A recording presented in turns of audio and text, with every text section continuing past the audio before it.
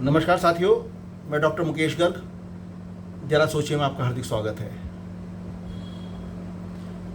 नई शिक्षा नीति देश के अंदर लागू की गई और उसको लागू करते ही देश के कई राज्यों में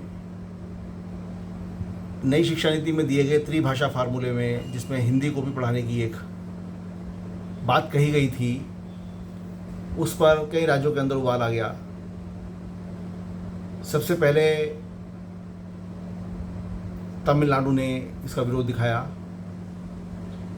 केरला ने दिखाया, उसके बाद महाराष्ट्र के अंदर अब तक ये विरोध चला आ रहा है और वहाँ पर हिंदी को पूरी तरीके से समाप्त करने की बात ठाकरे बंधु, जिसमें उद्धव ठाकरे और राज ठाकरे दोनों करते रहे। और अब इसी बात को लेकर उद्धव ठाकरे और राज ठाकरे एक मंच पर हिंदी विरोध में सामने आ गए जनता के। और कहना लोगों का ये है कि ये साथ सिर्फ हिंदी विरोध पे ही नहीं यहाँ पे हुआ है, ये आने वाले बीएमसी चुनावों तक भी जो है दोनों का साथ रहेगा। और इस वजह से कांग्रेस से किनारा ये करेंगे, और किनारे से करने का मतलब है कि महाविकास आघाड़ी जो इन्होंने बना रही थी उसका भविष्य खतरे में चला गया है। वो तो खैर अलग बात हुई, लेकिन कुल मिलाकर हमारे ही देश के अंदर जिसकी राष्ट्रभाषा हिंदी है और हिंदी का इस कदर विरोध करना क्या उचित है?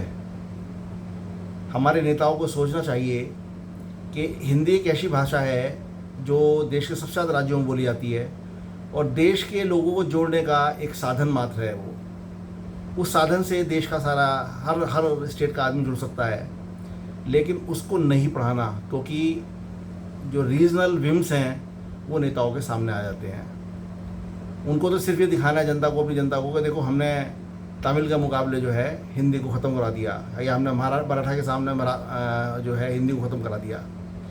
इस तरीके के जो विचारधारा नेताओं के अंदर पनपती जा रही है, ये एक बहुत बड़ा नुकसान का कारण बनने वाली है देश के लिए।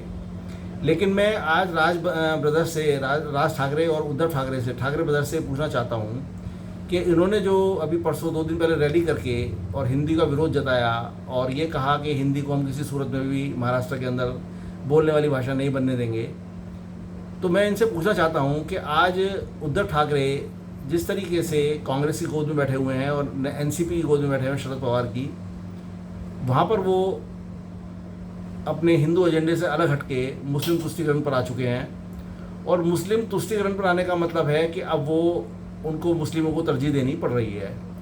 तो क्या मुस्लिम जो अरबी भाषा में अपनी नमाज़ पढ़ते हैं वो उसको रोक पाएंगे और वहाँ पर जो है उसको मराठी में जो है अजान देने के लिए कहेंगे? अपना रुख उद्धव ठाकरे को इस पर स्पष्ट करना चाहिए, और इसलिए भी स्पष्ट करना चाहिए कि हिंदी का विरोध करते करते कहीं वो इससे आगे तो ना निकल जाए। साथियों, हमारे देश के अंदर हिंदुओं का विरोध करना, हिंदी का विरोध करना बहुत आसान है, लेकिन अन्य किसी धर्म का विरोध करना और अन्य धर्म के लोगों का तिरस्कार करना ये संभव नहीं है। कारण क्या है कि वोटों की राजनीति है और राजनीतिक दल पूरी तरीके से गैर हिंदी वोटों के ऊपर अपना हक जमाए हुए बैठे हुए हैं। ये मानते हैं कि जो हिंदी वोट हैं या हिंदू वोट हैं वो पूरी तरीके से बीजेपी के साथ है, इसलिए गैर हिंदी वोट पे, गैर हिंदू वोट पर वो अपना कब्जा जमाने की कोशिश करते हैं और इसीलिए वो इन धर्मों का, इन भाषाओं का कोई विरोध नहीं करते हैं सिवाय हिंदी के। साथियों, आज देश विश्व की एक मजबूत ताकत बन चुका है। इकोनॉमी के अंदर हम 4थे नंबर पे हैं देश विश्व के अंदर, और अन्य चीज़ों में हम काफ़ी आगे निकल चुके हैं। और ऑपरेशन सिंदूर में जिस तरीके से हमारे डिफेंस सिस्टम का लोहा पूरे विश्व ने माना वो अतुल्य हैं। ऐसे में यदि हम अपने देश की एक भाषा को भी नहीं अपना सकेंगे तो हम फिर क्या करेंगे, जरा सोचिए। साथियों, मेरे विचार आपको यदि उचित लगे तो कृपया मेरे चैनल को लाइक कीजिए, शेयर कीजिए और सब्सक्राइब कीजिए। धन्यवाद।